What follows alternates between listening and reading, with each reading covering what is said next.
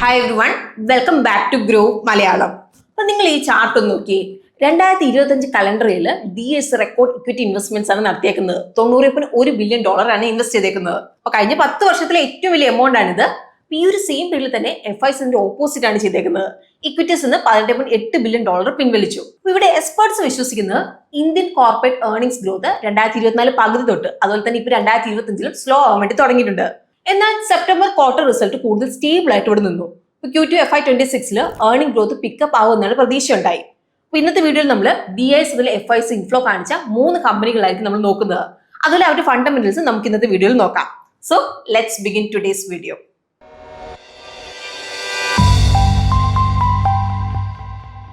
ഇന്നത്തെ നമ്മുടെ first company വരുന്ന RBL ബാങ്ക് ആണ്. അപ്പൊ 3 മാസത്തില് ഷെയർ ഹോൾഡിംഗ് പിക്ചർ ഇവിടെ ക്ലിയർ ആയിട്ട് മാറി. FI ഹോൾഡിംഗ്സ് 15.49% 21.9% കൂടി, അതായത് 6.42% കൂടി. അതേസമയത്ത് ഇവിടെ DIS അവരുടെ സ്റ്റേക്ക് 35.28% 39.69% കൂടി, 4.4% ഇവിടെ കൂടിയത്. അപ്പൊ മെയ് 2019 അവർ ഓൾ ടൈം ഹൈയിൽ നിന്ന് സ്റ്റോക്ക് നല്ല രീതിയിൽ ഇവിടെ കറക്ഷൻ സംഭവിച്ചു. എന്നാൽ ജൂൺ 2022 ബോട്ടത്തിൽ നിന്ന് ഹയർ ലോസ് ഫോം ചെയ്തു. ഇപ്പൊ സ്റ്റോക്ക് മെയിൻ റെസിസ്റ്റൻസ് ലെവലിന് ബ്രേക്ക് ഔട്ട് നൽകി.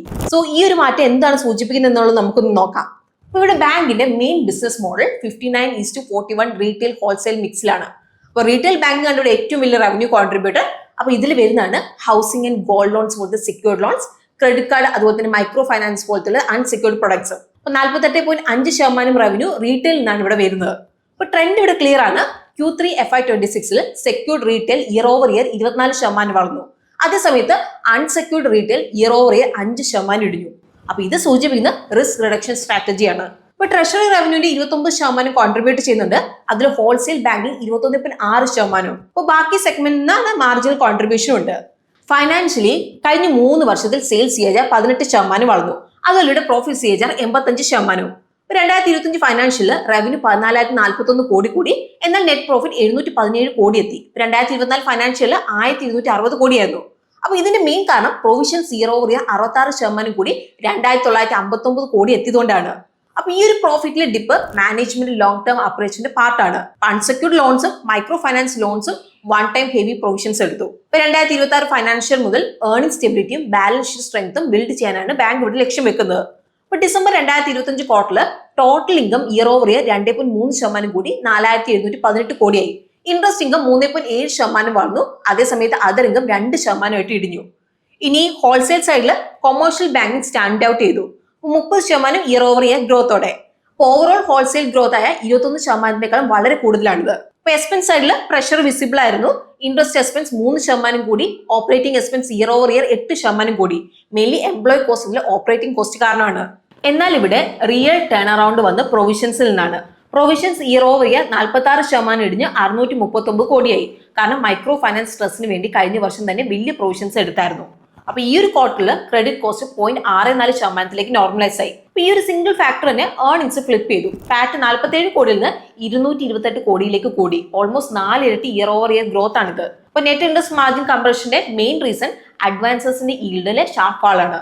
Year over year yield 115 basis point ഇടിഞ്ഞ് 12.13% കോസ്റ്റ് ഓഫ് ഫണ്ട്സിലെ 48 ബേസിസ് പോയിന്റ് ഇടിഞ്ഞതിനേക്കാളും കൂടുതലാണ്. അപ്പൊ സെക്യൂർഡ് റീറ്റെയിൽ ലോൺസിലേക്കുള്ള ഷിഫ്റ്റ് ആണ് ഇത് കാണിക്കുന്നത്. സെക്യൂർഡ് അഡ്വാൻസസ് 24% വളർന്നു. അതേസമയത്ത് ഹൈ ഈൽഡ് അൺസെക്യൂർഡ് റീറ്റെയിൽ 5% ഇടിഞ്ഞു. അപ്പൊ കോസ്റ്റ് ടു ഇൻകം റേഷ്യോ കൂടി, കാരണം non interest income growth weak ആയിട്ട് നിന്നു. അപ്പൊ കഴിഞ്ഞ വർഷത്തിലുണ്ടായ വൺ ഓഫ് ഇക്വിറ്റി സെയിൽ ഗെയിന്റെ ഹൈ ബേസ് കൊണ്ടാണ്. അപ്പൊ GNPAയിലും ഈ ഒരു ഡിക്ലൈൻ കണ്ടു. അതേസമയത്ത് NNPA സ്റ്റേബിൾ ആയിട്ട് ഇവിടെ നിന്നു. അസറ്റ് ക്വാളിറ്റിയിലെ ഇംപ്രൂവ്മെന്റ് ബാങ്കിന്റെ ക്ലീൻ സ്ലേറ്റ് സ്ട്രാറ്റജി കാരണമാണ്. അതായത് പഴയ ലോൺസ് ക്ലീൻ ചെയ്തു, പുതിയ ലോൺസ് സ്ട്രിക്ട് ചെക്കിങ്ങോട് മാത്രം അപ്രൂവ് ചെയ്യാൻ വേണ്ടിയിട്ട് തുടങ്ങി. അപ്പൊ കഴിഞ്ഞ വർഷത്തെക്കാളും നമ്മളിവിടെ നോക്കുകയാണെങ്കിൽ ROA കുറവാണ്. മെയിൻലി ക്രെഡിറ്റ് കോസ്റ്റ് കൂടുതലായതുകൊണ്ടാണ്, പ്രത്യേകിച്ച് അൺസെക്യൂർഡ് സെഗ്മെന്റ് കാരണം. അപ്പൊ cost to income ratio industry ആവറേജിനേക്കാളും ഇവിടെ കൂടുതലാണ്. അപ്പം ഇതിവിടെ സൂചിപ്പിക്കുന്ന നിയർ ടേം എഫിഷ്യൻസി പ്രഷറാണ്. അപ്പൊ ഫ്യൂച്ചർ ഗ്രോത്തിന്റെ ഏറ്റവും വലിയ കാറ്റലിസ്റ്റ് എമറൈസ് NBDയുടെ 27,000 കോടിയുടെ പ്രൊപ്പോസ് ഇൻവെസ്റ്റ്മെന്റ്സ് ആണ്. അപ്പൊ ഇതിൽ ENBD ബാങ്കിൽ 60% സ്റ്റേക്ക് അക്വയർ ചെയ്യും. ഇപ്പം നമ്മൾ പറയുകയാണെങ്കിൽ സെപ്റ്റംബർ 2025 ബാങ്കിന്റെ നെറ്റ്വർത്ത് 15,356 കോടി മാത്രമായിരുന്നു. എന്നാൽ ഈ ഒരു ഡീൽ കഴിഞ്ഞാൽ അത് 44,000 കോടിയിലേക്ക് കൂടുമെന്നാണ് ഇവിടെ പ്രതീക്ഷിക്കുന്നത്. അപ്പൊ ഇതിന്റെ അർത്ഥം ബാങ്കിന്റെ ഇക്വിറ്റി ബേസ് 3 ഇരട്ടിയിലധികം ആകുമെന്നാണ്. അപ്പം ഇന്ത്യയിലെ ബെസ്റ്റ് ക്യാപിറ്റലൈസ് മിഡ് സൈസ് ബാങ്കിൽ ഒന്നായിട്ട് മാറും ഇവര്. ഇനി അടുത്ത 2 ക്വാർട്ടറിലും നെറ്റ് ഇൻട്രസ്റ്റ് മാർജിൻ അതുപോലെ ROA 10 മുതൽ 15 ബേസിസ് പോയിന്റ് ഇംപ്രൂവ് ചെയ്യുമെന്നാണ് ഇവിടെ പ്രതീക്ഷിക്കുന്നത്. അപ്പൊ ബെറ്റർ ക്രെഡിറ്റ് റേറ്റിംഗ് അതുപോലെ low funding cost deposit repricing fast ആക്കും. ഇപ്പൊ 2026 ഫൈനാൻഷ്യലില് മാനേജ്മെന്റ് 16 മുതൽ 17% ലോൺ ഗ്രോത്ത് ആണ് ഇവിടെ പറയുന്നത്.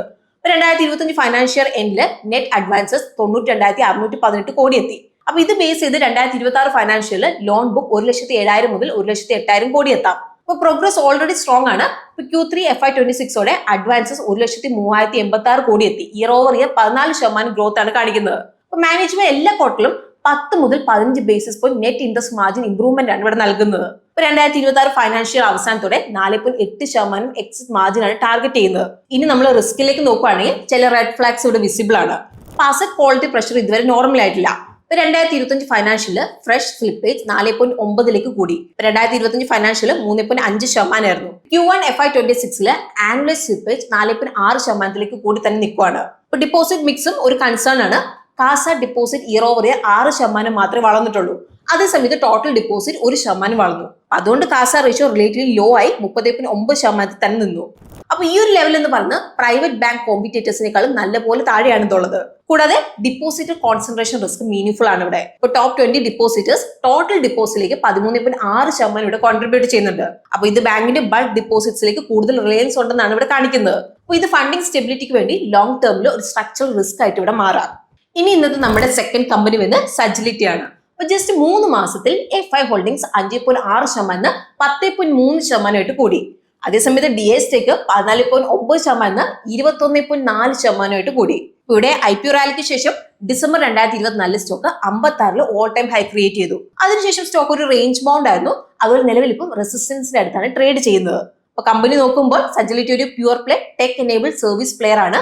മെയിൻലി US ഹെൽത്ത് കെയർ ഇൻഡസ്ട്രീനാണ് അവർ സെർവ് ചെയ്യുന്നത്. ഇപ്പൊ USലെ ടോപ്പ് 10 ഹെൽത്ത് കെയറിൽ 6 സജിലിറ്റി ക്ലയൻസ് ആണ്. ഇപ്പൊ ബ്രോഡ് പാത്ത് അക്വിസിഷൻ വഴി ഒരു ക്ലയന്റും കൂടി അവർ ആഡ് ചെയ്തിട്ടുണ്ട്. ഇപ്പൊ കമ്പനിക്ക് ക്ലയന്റ് കോൺസെൻട്രേഷൻ റിസ്ക് ഇവിടെ കൂടുതലാണ്. നമ്മളിവിടെ നോക്കുവാണെങ്കിൽ ടോപ്പ് 5 ക്ലയൻസ് റവന്യൂലേക്ക് 74% ഇവിടെ കോൺട്രിബ്യൂട്ട് ചെയ്യുന്നുണ്ട്. അതിൽ നമ്മൾ നോക്കുവാണെങ്കിൽ ടോപ്പ് 10 ഒന്നിച്ച് 88% ഇവിടെ കോൺട്രിബ്യൂട്ട് ചെയ്യുന്നുണ്ട്. എന്നാൽ ഇവിടെ ടോപ്പ് 5 ക്ലയന്റ് ഗ്രൂപ്പിന്റെ ആവറേജ് റിലേഷൻഷിപ്പ് ടെന്യൂർ 18 വർഷമാണ്. സോ ഇത് കസ്റ്റമേഴ്സ് കമ്പനിയുടെ ഒപ്പം ഒരുപാട് നാളത്തേക്ക് നിലനിന്ന് പോകാൻ വേണ്ടി സപ്പോർട്ട് ചെയ്യുന്ന ഒരു കാര്യമാണ്. ഇനി സജിലിറ്റിന്റെ റവന്യൂ 2 മെയിൻ വെർട്ടിക്കൽസിനാണ് ഇവിടെ വരുന്നത്. നമ്മൾ നോക്കുകയാണെങ്കിൽ പെയർ അതിൽ പ്രൊവൈഡറിൽ നിന്നാണ്. അപ്പൊ പെയർ വെർട്ടിക്കൽ ആണ് കമ്പനിയുടെ ബാക്ക് ബോൺ ആയിട്ട് ഇവിടെ വരുന്നത്. Q2 FY26 റവന്യൂലേക്ക് 88.5% കോൺട്രിബ്യൂട്ട് ചെയ്യുന്നുണ്ട്. അപ്പൊ ഇതിൽ ക്ലെയിം പ്രോസസിംഗ്, എൻറോൾമെന്റ്, അതുപോലെ ബില്ലിംഗ് പോലത്തെ മെയിൻ അഡ്മിനിസ്ട്രേറ്റീവ് സർവീസസ് ഉണ്ട്. അപ്പൊ പ്രൊവൈഡർ വർക്കിൽ സ്റ്റിൽ ചെറുതാണ്, പക്ഷെ അത് പെട്ടെന്ന് ഇവിടെ വളരുന്നുണ്ട്. റവന്യൂലേക്ക് ഏകദേശം 11.5% ഇത് കോൺട്രിബ്യൂട്ട് ചെയ്യുന്നുണ്ട്. അപ്പം ഇവിടുത്തെ ശ്രദ്ധ റവന്യൂ സൈക്കിൾ മാനേജ്മെന്റും പേഷ്യന്റ് ആക്സസ് സർവീസും ആണ് ഉള്ളത്. അപ്പൊ ഇതിൽ കോഡിംഗ്, ബില്ലിംഗ്, ഷെഡ്യൂളിംഗ് പോലുള്ള സർവീസസ് വരുന്നുണ്ട്. അപ്പോൾ ഫൈനാൻഷ്യലി കഴിഞ്ഞ 2 വർഷത്തിൽ സെയിൽസ് CAGR 15% ആയിരുന്നു. അതേസമയം നമ്മൾ നോക്കുകയാണെങ്കിൽ പ്രോഫിറ്റ് CAGR അവർക്ക് 93% ആയിരുന്നു. അപ്പൊ ഇത് ഷാർപ്പ് ഗ്രോത്ത് ആണ് ഇവിടെ കാണിക്കുന്നത്. ഈ ഒരു ഗ്യാപ്പ് മെയിൻ ആയിട്ട് വന്ന് ലോ ഇൻട്രസ്റ്റ് കോസ്റ്റ് അതിൽ ഡിപ്രീസിയേഷനിൽ നിന്നാണ്. അപ്പൊ ഇത് നെറ്റ് മാർജിനിലേക്ക് ഡയറക്റ്റ് ഇമ്പാക്ട് ഉണ്ട്. നെറ്റ് മാർജിൻ 3.4% 9.6% എക്സ്പാൻഡ് ചെയ്തു. അപ്പൊ ഇത് ഓപ്പറേറ്റിംഗ് ലിവറേജ് ആണ് ഇത് കാണിക്കുന്നത്. അപ്പൊ September 2025 P&L strong top line growth, clear margin expansion എന്നാണ് വന്നത്. സെയിൽസ് ഇയർ ഓവർ ഇയർ 25% വന്ന് 1658 കോടിയായി. അതേസമയത്ത് ഇവിടെ എക്സ്പെൻസ് 21% മാത്രമേ കൂടിയിട്ടുള്ളൂ. അപ്പൊ ഇത് ഓപ്പറേറ്റിംഗ് ലിവറേജ് ആണ് ഇവിടെ കാണിക്കുന്നത്. ഗ്രോത്തിന്റെ ഒരു main part broad path acquisition ആണ് വന്നത്. അപ്പൊ ഇവിടെ ഓവറോൾ ഗ്രോത്ത് 25% ആയിരുന്നു. അതേസമയത്ത് ഓർഗാനിക് ഗ്രോത്ത് 16% നിന്നു. എംപ്ലോയി കോസ്റ്റ് അബ്സല്യൂട്ട് ടേമിൽ 26% കൂടി. പക്ഷെ cost to sales ratio 62 basis point മാത്രമേ ഇവിടെ കൂടിയിട്ടുള്ളൂ. അപ്പൊ ഇതിവിടെ സൂചിപ്പിക്കുന്ന കോസ്റ്റ് സ്ട്രക്ചർ കൂടുതലും സ്റ്റേബിൾ ആയിട്ട് നിന്നു എന്നുള്ള ഒരു കാര്യമാണ്. അപ്പൊ എഫിഷ്യൻസിക്ക് ഓപ്പറേറ്റിംഗ് പ്രോഫിറ്റിലേക്ക് ഡയറക്റ്റ് ഇമ്പാക്ട് ഉണ്ട്.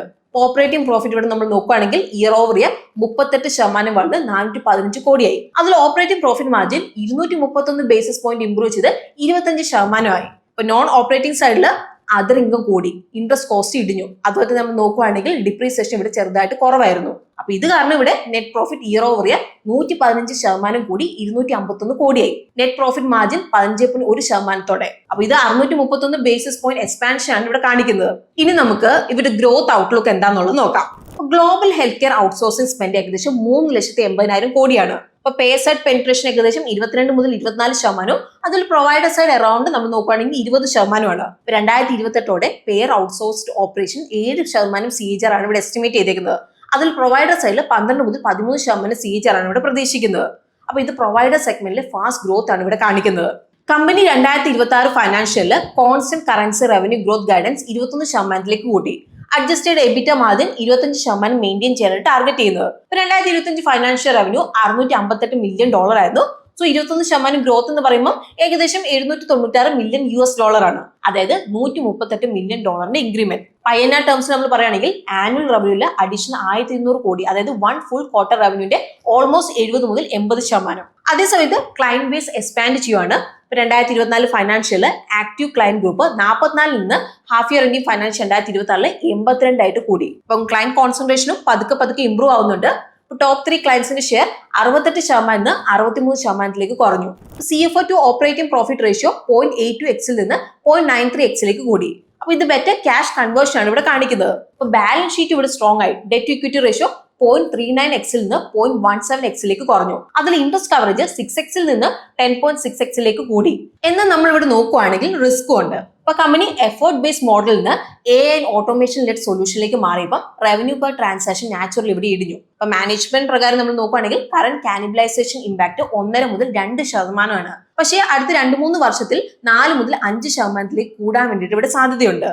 സീസണാലിറ്റിയും ബ്രോഡ് പാത്ത് അക്വിസിഷന്റെ ഒരു ഫാക്ടർ ആണ് ഇവിടെ. ഇപ്പം Q3 സ്ട്രോങ് ആയിട്ട് നിന്നു, എന്നാൽ Q4 റവന്യൂ ഡ്രോപ്പ് ആയി. അപ്പൊ ക്വാർട്ടർലി വോളറ്റിലിറ്റി ഇവിടെ കൂടി. കൂടാതെ ബ്രോഡ് പാത്തിന്റെ മാർജിൻ സജിലിറ്റിനേക്കാളും നല്ല പോലെ താഴെയാണ് ഇവിടെ. അതുപോലെ നിയർ ടേമില് സജിലിറ്റിയുടെ എബിറ്റ മാർജിൻ 120 മുതൽ 150 ബേസിസ് പോയിന്റ് ഡയലൂട്ട് ആവാം. ഇവിടെ ക്ലയന്റ് കോൺസെൻട്രേഷൻ കൂടുതലായിട്ട് തന്നെ ഇവിടെ നിന്നു.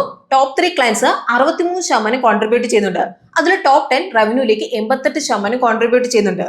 അപ്പൊ ഇതിന്റെ അർത്ഥം ഏതെങ്കിലും വലിയ ക്ലയന്റ് കൺസോൾട്ടേഷൻ, ഇൻസോഴ്സിംഗ് അല്ലെങ്കിൽ വെൻഡർ ചേഞ്ച് പെട്ടെന്ന് ഗ്രോത്ത് ഷോക്ക് ഇവിടെ ക്രിയേറ്റ് ചെയ്യാം. ഇനി ഇന്നത്തെ നമ്മുടെ ലാസ്റ്റ് കമ്പനി വരുന്നത് സ്വിഗ്ഗിയാണ്. മാർച്ച് 2025 അതുപോലെ ഡിസംബർ 2025 ഇടയ്ക്ക് share holding clear month on month accumulation കാണിച്ചു. FI സ്റ്റേക്ക് 4.9% 16.1% കൂടി. അതേസമയത്ത് DI ഹോൾഡിംഗ്സ് 9.3% 22.5% കൂടി. അപ്പൊ December 2024 stock all time high create ചെയ്തു. അതിനുശേഷം പ്രൈസ് വീക്ക് ആയിട്ട് ട്രെൻഡ് ചെയ്തു. ഇപ്പൊ stock May 2025 all time low ലെവലിലാണ് ട്രേഡ് ചെയ്യുന്നത്. അപ്പൊ ബിസിനസ് ഗ്രോത്ത് നോക്കുമ്പോൾ സെയിൽസ് കഴിഞ്ഞ 3 വർഷത്തിൽ 39% CAGR വളർന്നിട്ടുണ്ട്. പക്ഷെ പ്രോഫിറ്റ് CAGR 4% മാത്രമാണ് ഇവിടെ ഉള്ളത്. അപ്പൊ കമ്പനി ഇപ്പോഴും ലോസ് മേക്കിംഗ് ആണ്. പക്ഷെ ഇവിടുത്തെ positive trend loss to revenue ratio പതുക്കെ ഇംപ്രൂവ് ചെയ്യുന്നുണ്ടെന്നുള്ളൊരു കാര്യമാണ്. അപ്പൊ ഇവിടെ നമ്മൾ നോക്കുവാണെങ്കിൽ സ്വിഗ്ഗി ഒറ്റൊരു ആപ്പ് വഴി ഫുഡ് ഡെലിവറി, ഇ-കൊമേഴ്സ്, അതിൽ ഹൈപ്പർ ലോക്കൽ സർവീസ് ഓഫർ ചെയ്യുന്ന ഫസ്റ്റ് ടെക് പ്ലാറ്റ്ഫോം ആണ്. അപ്പൊ ബിസിനസ് മിക്സ് ക്ലിയർ ആയിട്ട് ചേഞ്ച് ആകുന്നുണ്ട്.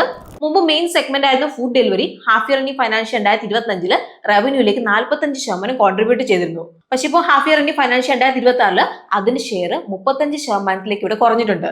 ഇപ്പം ശ്രദ്ധ ഓർഡർ ഗ്രോത്ത് മാത്രമല്ല, higher take rates, add revenue, പിന്നെ ബോൾട്ട്, വൺ ബ്ലാക്ക് പോലെ പ്രീമിയം ഓഫറിംഗ്സ് എന്നുള്ള ഇൻകം ഒക്കെയാണ്. സപ്ലൈ ചെയിൻ ആൻഡ് ഡിസ്ട്രിബ്യൂഷൻ, അതായത് സുസ്കി plus links half year ending financial 2026 ഏറ്റവും വലിയ റവന്യൂ കോൺട്രിബ്യൂട്ടർ ആയിട്ട് മാറി. 46% ഷെയർ ഉണ്ട്. അപ്പൊ ഈ ഒരു സെഗ്മെന്റ് ടോപ്പ് ലൈൻ ബൂസ്റ്റ് ചെയ്യുന്നുണ്ട്. പക്ഷെ ട്രേഡിംഗ് ഹെവി നേച്ചർ കാരണം മാർജിൻസ് കുറവായിട്ട് തന്നെ നിൽക്കുന്നുണ്ട്. ഇപ്പൊ Q-commerce അല്ലെങ്കിൽ ഇൻസ്റ്റാമാർട്ടും ഫാസ്റ്റ് ഗ്രോയിങ് വെർട്ടിക്കലാണ്. Half year ending financial 2025 revenue 12% നിന്ന് ഹാഫ് ഇയർ എൻഡിംഗ് ഫൈനാൻഷ്യൽ 2026 17% എന്നാലും ഈ ഒരു സെഗ്മെന്റിലാണ് ഏറ്റവും അധികം പ്രോഫിറ്റബിലിറ്റി പ്രഷർ ഇവിടെ ഉള്ളത്. ഇവിടെ ഹെവി എക്സ്പാൻഷൻ കാരണം ലോസ് ഇയർ ഓവർ ഇയർ ഇവിടെ കൂടി. അത് കാരണം എബിറ്റ ബൈ റവന്യൂ ഒരു വർഷത്തിൽ -69% -86% കുറഞ്ഞു. ഇപ്പം ഔട്ട് ഓഫ് ഹോം അതുപോലെ തന്നെ പ്ലാറ്റ്ഫോം ഇന്നോവേഷൻ സ്റ്റിൽ ചെറിയ കോൺട്രിബ്യൂട്ടേഴ്സ് ആണ്. ഇപ്പൊ September 2025 sales year over year 54% കൂടി 5561 കോടിയായി. ഗ്രോത്ത് ഫാക്ടർ ക്ലിയർ ആണ്. ഇപ്പൊ ബോൾട്ട് ഇപ്പം 10%-ലധികം ഫുഡ് ഓർഡേഴ്സ് കോൺട്രിബ്യൂട്ട് ചെയ്യുന്നുണ്ട്. അപ്പൊ ഇത് ഓർഡർ ഫ്രീക്വൻസി കൂട്ടിയിട്ടുണ്ട്. ഇപ്പൊ supply chain and distribution revenue year over year 76% കൂടി 2560 കോടിയായി. അതേസമയത്ത് Q-commerce മെയിൻ ഗ്രോത്ത് എഞ്ചിൻ ആയിട്ട് ഇവിടെ നിന്നു. Year over year GOV 108% കൂടിക്കൊണ്ട്. എന്നാൽ നമ്മളിവിടെ എക്സ്പെൻസ് നോക്കുകയാണെങ്കിൽ സെയിം സ്പീഡിൽ തന്നെ വളർന്നു 53%. അപ്പൊ ഈ ഒരു പീരീഡില് കോസ്റ്റ് പ്രഷർ കൂടുതലായിരുന്നു. Q2 FY26 advertising year over year 93% കൂടി, സ്റ്റോക്ക് ഇൻ ട്രേഡ് പർച്ചേസ് 68%, അതിൽ ഡെലിവറി കോസ്റ്റ് 30%. അപ്പൊ ഇത് കാരണം ഓപ്പറേറ്റിംഗ് ലോസ് 554 കോടിയിൽ നിന്ന് 799 കോടി കൂടി. ഇപ്പം ഓപ്പറേറ്റിംഗ് പ്രോഫിറ്റ് മാർജിൻ ചെറുതായിട്ട് കൂടി -14.4% എത്തി. നോൺ ഓപ്പറേറ്റിംഗ് സൈഡിലും പ്രഷർ ഉണ്ടായിരുന്നു. Net loss year over year push ചെയ്ത് -1092 കോടിയായി. സ്വിഗ്ഗിയുടെ ഈ അടുത്ത ഗ്രോത്ത് കൂടുതലും ഓർഡർ ഫ്രീക്വൻസിനേക്കാളും പുതിയ യൂസേഴ്സിലാണ് ഇവിടെ വന്നേക്കുന്നത്. എന്നാൽ ഇവിടെ ഓർഡർ ഫ്രീക്വൻസി ട്രെൻഡ് ഇവിടെ ഇടിയുമാണ്. ചില മെട്രിക്സ് നമ്മൾ നോക്കുമ്പോൾ ഡെലിവറി പിക്ചർ ഇവിടെ മാറിയിട്ടുണ്ട്. അപ്പൊ ഇവിടെ സൊമാറ്റോ തന്നെയാണ് ക്ലിയർ ലീഡർ ആയിട്ട് നിൽക്കുന്നത്. അപ്പൊ ഇവിടെ strict net order value metric report ചെയ്തതിനു ശേഷം പോലും സൊമാറ്റോയുടെ ഓർഡർ വാല്യൂ സ്വിഗ്ഗിയുടെ ജിയോവിനേക്കാളും ഇവിടെ കൂടുതലായിട്ട് ഇവിടെ നിൽക്കുന്നുണ്ട്. സൊമാറ്റോ സ്ട്രോങ്ങർ യൂണിറ്റ് എക്കണോമിക്സിലാണ് സ്റ്റാൻഡ് ഔട്ട് ചെയ്യുന്നത്. അതായത് ഹയർ കോൺട്രിബ്യൂഷനും ബെറ്റർ എബിറ്റ മാർജിനും ഉണ്ട്. പോസിറ്റീവ് ആയിട്ട് നോക്കിയിട്ടുണ്ടെങ്കിൽ സ്വിഗ്ഗിയുടെ മാർജിൻ ഇംപ്രൂവ് ആയിട്ടുണ്ട്. പക്ഷെ പ്രോഫിറ്റബിലിറ്റി ഇപ്പോഴും സൊമാറ്റോനെ കമ്പയർ ചെയ്യുകയാണെങ്കിൽ വളരെ ബാക്കിലാണ് അവരുള്ളത്. അപ്പൊ ഈ ഒരു ഗ്യാപ്പ് ക്യു കോമേഴ്സ് സെഗ്മെന്റിൽ ഇനിയും കൂടുതൽ ക്ലിയർ ആയിട്ട് കാണാൻ വേണ്ടിയിട്ട് കഴിയും. ഇപ്പൊ നെറ്റ് ഓർഡർ വാല്യൂ റിപ്പോർട്ട് ചെയ്തിരുന്നാലും ബ്ലിങ്കിറ്റ് ഇൻസ്റ്റാമാർട്ടിനെ കമ്പയർ ചെയ്താൽ 1.6 ഇരട്ടി വലുതാണ്. രണ്ടിന്റെയും AOV ഓൾമോസ്റ്റ് സെയിം ആണ്. പക്ഷെ മെയിൻ ഡിഫറൻസ് പ്രോഫിറ്റബിലിറ്റിയിലാണ് ഉള്ളത്. അപ്പൊ ബ്ലിങ്കിറ്റിന് പോസിറ്റീവ് കോൺട്രിബ്യൂഷൻ മാർജിൻ ഉണ്ട്. പിന്നെ എബിറ്റ ബ്രേക്ക് ഈവണും ക്ലോസ് ആണ്. അപ്പൊ അതേ സമയത്ത് ഇൻസ്റ്റാമാർട്ട് ഇപ്പോൾ നമ്മൾ നോക്കുവാണെങ്കിൽ ലോസ് മേക്കിംഗ് ആണ്. ഹെവി ഇൻഫ്രാസ്ട്രക്ചർ ഇൻവെസ്റ്റ്മെന്റ്സും മാർക്കറ്റിംഗ് സ്പെൻഡും കാരണമാണ് ഇത് സംഭവിച്ചേക്കുന്നത്. എന്നാൽ ഈ ഒരു പിക്ചർ സ്വിഗ്ഗിക്ക് എൻറ്റയർലി നെഗറ്റീവ് അല്ല. കമ്പനിയുടെ ലോസ് നമ്മൾ നോക്കുവാണെങ്കിൽ മെയിൻലി ഇൻവെസ്റ്റ്മെന്റ്സും ആഡ് എക്സ്പെൻസും കാരണമാണ് ഇവിടെ സംഭവിച്ചേക്കുന്നത്. അപ്പൊ അതുകൊണ്ട് തന്നെ ഇത് നമ്മൾ ഇടയ്ക്കിടയ്ക്ക് മോണിറ്റർ ചെയ്യേണ്ടതായിട്ട് ആവശ്യമുണ്ട്. ഇനി നമ്മൾ ഇവരുടെ ഗ്രോത്ത് ഔട്ട്ലുക്ക് നോക്കുകയാണെങ്കിൽ ഫുഡ് ഡെലിവറിയിൽ സ്വിഗ്ഗിയുടെ കറന്റ് MTUs അതിന്റെ ടോട്ടൽ എവർ ട്രാൻസാക്ട് യൂസർ ബേസിൽ മാത്രം 13%. അപ്പം അതുകൊണ്ട് തന്നെ ഫ്യൂച്ചറിൽ വളരെ വലിയ ഗ്രോത്ത് റൺവേ ഉണ്ടെന്നുള്ളത് ഇവിടെ സൂചിപ്പിക്കുന്നത്. അപ്പൊ മാനേജ്മെന്റ് 18 മുതൽ 20% GOV ഗ്രോത്ത് ഗൈഡൻസ് മെയിൻറ്റെയിൻ ചെയ്തിട്ടുണ്ട്. പിന്നെ ലോങ് ടേം സ്റ്റഡി സ്റ്റേറ്റിൽ അഡ്ജസ്റ്റഡ് എബിറ്റ മാർജിൻ GOVയുടെ 5% ടാർഗറ്റ് ചെയ്യുന്നുണ്ട്. ഇപ്പൊ ക്യു കൊമേഴ്സിൽ ജൂൺ 2026 ക്വാർട്ടർ വരെ network contribution margin break even achieve ചെയ്യാനാണ് പ്ലാൻ. ഇപ്പൊ യൂണിറ്റ് എക്കണോമിക്സ് ക്ലിയർ ആണ്. ഒരു സ്റ്റോറിൽ ഡെയിലി 800 മുതൽ 1000 ഓർഡേഴ്സ് റീച്ച് ചെയ്തിട്ടുണ്ടെങ്കിൽ ബ്രേക്ക് ഇവൻ ആവും ഇവിടെ. പിന്നെ സ്റ്റോഴ്സ് 6 മുതൽ 12 മാസത്തിൽ മെച്യൂർ ആവും. ഇപ്പോൾ ഉള്ള നെറ്റ്വർക്ക് കൊണ്ട് തന്നെ അധികം പുതിയ സ്റ്റോഴ്സ് ആഡ് ചെയ്യാതെ തന്നെ ഓൾമോസ്റ്റ് ഡബിൾ വരെ സ്കെയിൽ ചെയ്യാൻ വേണ്ടിയിട്ട് കഴിയും. അപ്പൊ കമ്പനി ക്വാളിഫൈഡ് ഇൻസ്റ്റിറ്റ്യൂഷൻ പ്ലേസ്മെന്റ് വഴി ഓൾമോസ്റ്റ് 10,000 കോടി റേസ് ചെയ്തിട്ടുണ്ട്. പിന്നെ റാപ്പിഡോ സ്റ്റേക്ക് ഡിസ്ഇൻവെസ്റ്റ്മെന്റിൽ നിന്ന് 2,400 കോടിയിൽ അഡീഷണൽ ആയിട്ട് ഏൺ ചെയ്തിട്ടുണ്ട്. എന്നാൽ ഇതിന്റെ കൂടെ തന്നെ കുറച്ച് റിസ്ക്കും ഉണ്ടെന്നുള്ള കാര്യം നിങ്ങളോട് മനസ്സിലാക്കാം. അപ്പൊ സ്വിഗ്ഗിയുടെ ഇപ്പോഴത്തെ ഏറ്റവും വലിയ റിസ്ക് ഇൻസ്റ്റാമാർട്ട് അതുപോലെ ലോസ് മേക്കിംഗ് ഗ്രോത്ത് എഞ്ചിൻ ആയിട്ട് മാറിയിട്ടുണ്ടെന്നുള്ളതാണ്. അപ്പം competitor Blinkit positive contribution margin നേടിയിട്ടുണ്ടെങ്കിലും ഇൻസ്റ്റാമാർട്ട് ഇപ്പോഴും ഡീപ്പ് ലോസിലാണ് ഉള്ളത്. എബിറ്റ മാർജിൻ -12.1%, അതിൽ കോൺട്രിബ്യൂഷൻ മാർജിൻ നമ്മൾ ഇവിടെ നോക്കുകയാണെങ്കിൽ -2.6%. അപ്പൊ ഈ ഒരു ഫ്രണ്ടിൽ കോമ്പറ്റേറ്റീവ് പ്രഷർ വളരെ കൂടുതലാണ്. അപ്പൊ ബ്ലിങ്കിറ്റും സെപ്റ്റോയും പെട്ടെന്ന് ഇവിടെ സ്കെയിൽ ചെയ്യുന്നുണ്ട്. Q2 FY26 ബ്ലിങ്കിറ്റിന്റെ GOV ഇൻസ്റ്റാമാർട്ടിനെ വെച്ച് നോക്കുമ്പോൾ വളരെ കൂടുതലായിരുന്നു. പിന്നെ ഗ്രോത്തും പെട്ടെന്ന് തന്നെയായിരുന്നു. ഈ ഒരു ഗ്യാപ്പ് ഇനിയും കൂടിയാൽ സ്വിഗ്ഗിക്ക് നെറ്റ്വർക്ക് എഫക്ട് ലോസും മാർക്കറ്റ് ഷെയർ ഡയലൂഷനും റിസ്ക് കൂട്ടാം. സോ ഇന്നത്തെ വീഡിയോ നിങ്ങൾക്ക് യൂസ്ഫുൾ ആയിട്ടുണ്ടാവുന്നതാണ് നമ്മൾ വിചാരിക്കുന്നത്. ഇന്നത്തെ വീഡിയോ നിങ്ങൾക്ക് യൂസ്ഫുൾ ആയിട്ടുണ്ടെങ്കിൽ വീഡിയോ ലൈക്ക് ചെയ്യാൻ വേണ്ടി നിങ്ങൾ ശ്രദ്ധിക്കണം. പിന്നെ ഇന്നത്തെ വീഡിയോ നമ്മൾ എഡ്യൂക്കേഷണൽ പർപ്പസിനായിട്ടാണ് കവർ ചെയ്തിരിക്കുന്നത്. ഇതൊരു ഇൻവെസ്റ്റ്മെന്റ് അഡ്വൈസ് അല്ല. അപ്പൊ അതുകൊണ്ട് തന്നെ ഇതിൽ ഏതെങ്കിലും ഒരു കമ്പനിയിലേക്ക് നിങ്ങൾ ഇൻവെസ്റ്റ് ചെയ്യുന്നതിന് മുമ്പ് ഡീറ്റെയിൽ ആയിട്ട് റിസർച്ച് ചെയ്തതിന് ശേഷം മാത്രം ഇൻവെസ്റ്റ് ചെയ്യാൻ വേണ്ടിയിട്ട് നിങ്ങൾ ശ്രദ്ധിക്കണം. സോ നമുക്ക് പുതിയൊരു വീഡിയോ ആയിട്ട് ഗ്രോ മലയാളം ചാനലിലൂടെ വീണ്ടും കാണാം. അതുവരെ take care, happy investing and bye from Rincy.